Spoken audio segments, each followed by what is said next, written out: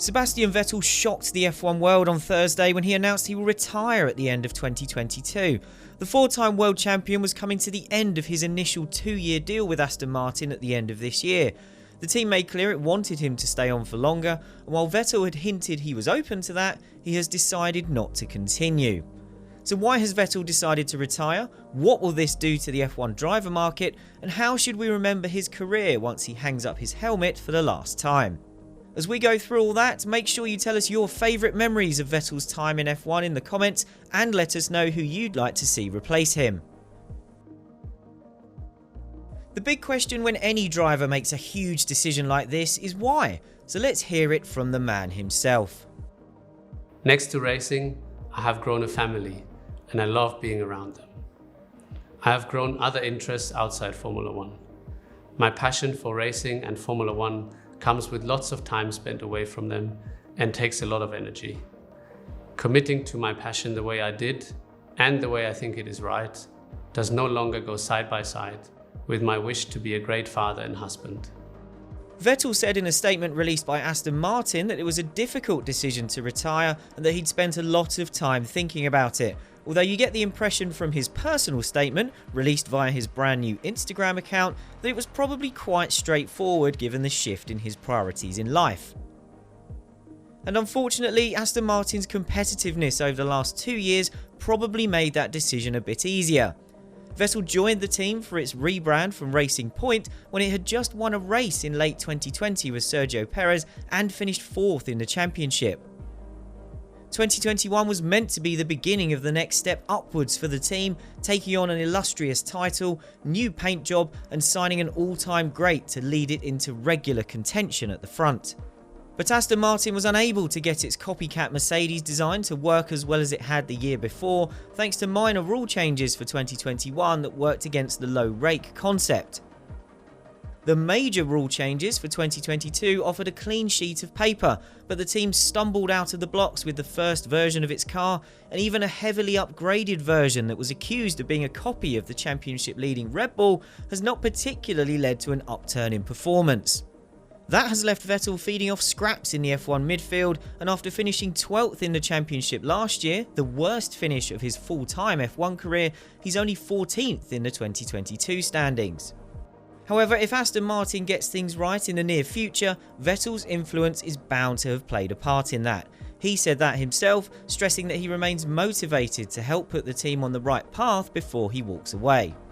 That sentiment was echoed by the men at the top of the team. Executive Chairman Lawrence Stroll said that behind the scenes, Vettel's experience and expertise has been extremely valuable, and team boss Mike Crack said Aston Martin will continue to benefit from the crucial knowledge it has gained from Vettel for years to come.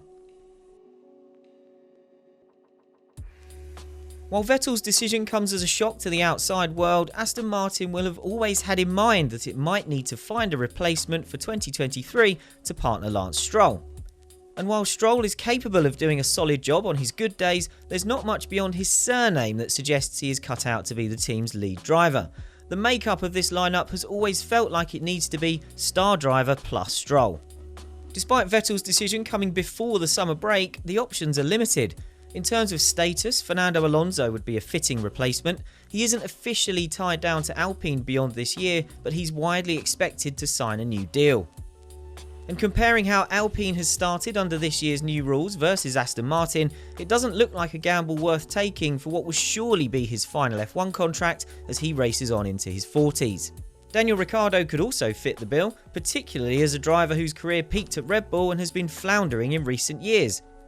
But he's contracted to McLaren for 2023, and despite all the speculation of late about his future, he has made clear in recent weeks that he intends to fight on and make his time in orange come good.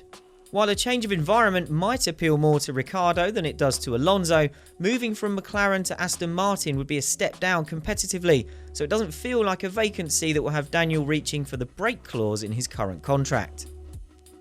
The hottest name on the driver market at the moment is reigning F2 champion and Alpine reserve Oscar Piastri, so his name will surely come up in discussions about this seat. Piastri has seemed on the verge of a loan deal to Williams for a while.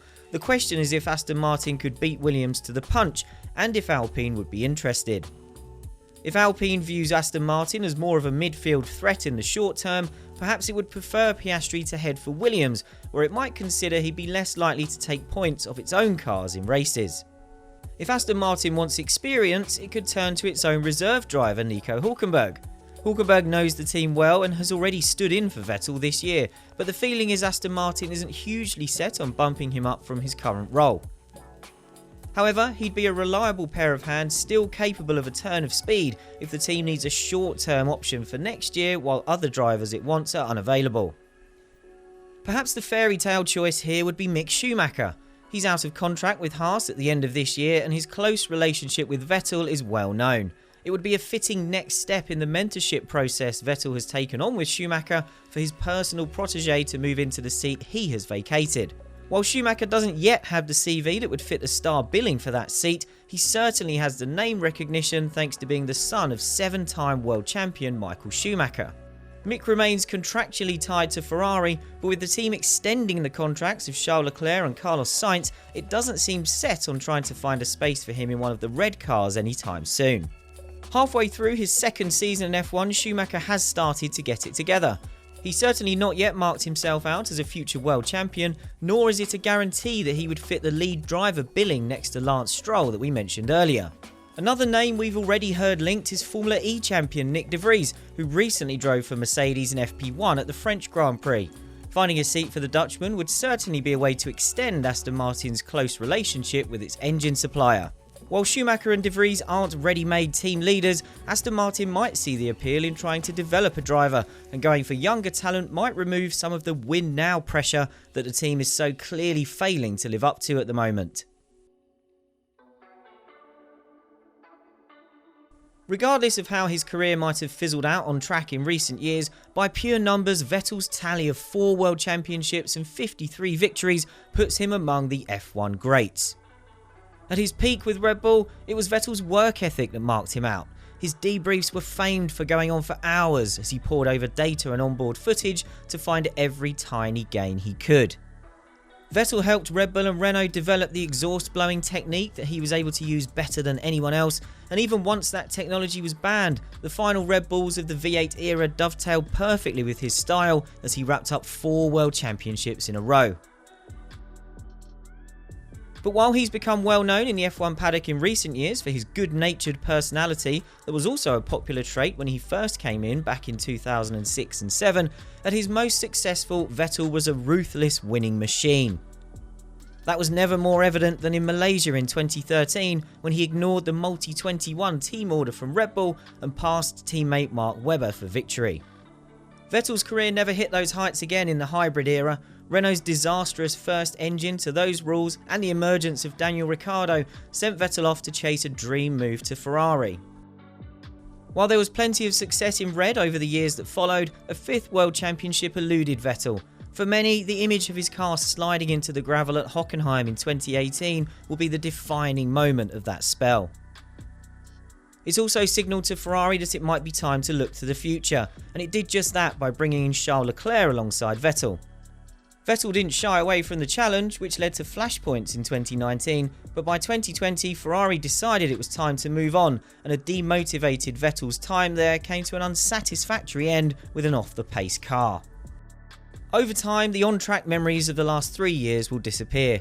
Vettel will be remembered as the finger-wagging phenomenon draped in the blue of Red Bull, and for the man he became outside of the car as he widened his gaze beyond that of the F1 bubble.